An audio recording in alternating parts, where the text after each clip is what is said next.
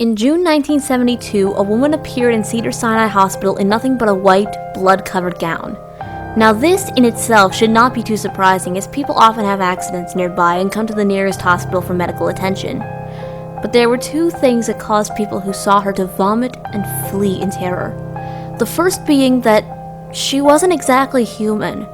She resembled something close to a mannequin, but had the dexterity and fluidity of a normal human being.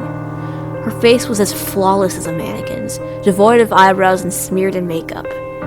There was a kitten clamped in her jaws so unnaturally tight that no teeth could be seen, and the blood was still squirting out over her gown and onto the floor. She then pulled it out of her mouth, tossed it aside, and collapsed. From the moment she stepped through the entrance to when she was taken to a hospital room and cleaned up before being prepped for sedation, she was completely calm, expressionless, and motionless. The doctors thought it best to restrain her until the authorities could arrive, and she did not protest. They were unable to get any kind of a response from her, and most staff members felt too uncomfortable to look at her directly for more than a few seconds. But the second the staff tried to sedate her, she fought back with extreme force.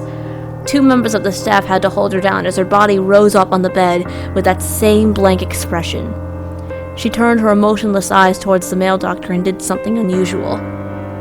She smiled. As she did, the female doctor screamed and let go out of shock. In the woman's mouth were not human teeth, but long, sharp spikes. Too long for her mouth to fully close without causing any damage. The male doctor stared back at her for a moment before asking, "What in the hell are you?" She cracked her neck down to her shoulder to observe him, still smiling. There was a long pause.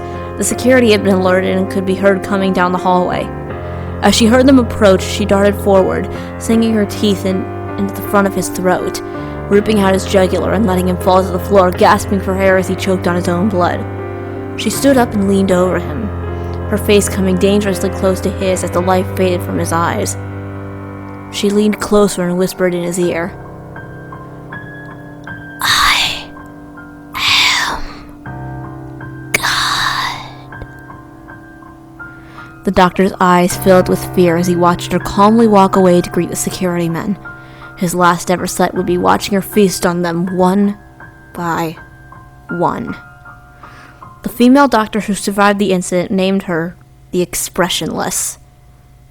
There was never a sighting of her again.